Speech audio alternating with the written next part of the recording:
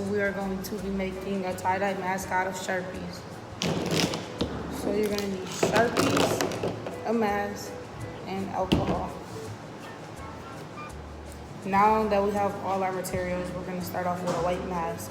It doesn't have to be a mask, it could be a mask, a sock, an old t-shirt, anything you want. Now we're just gonna take a color and start coloring it in.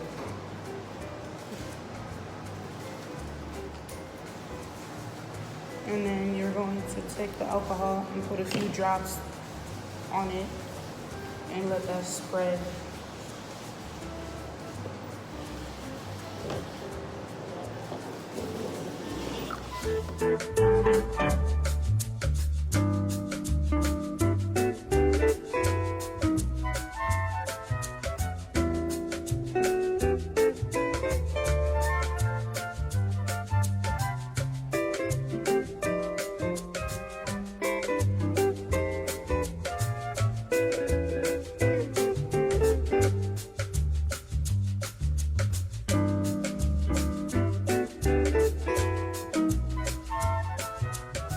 Okay, after you color it in and you put the drops on it, it's gonna start to spread like this.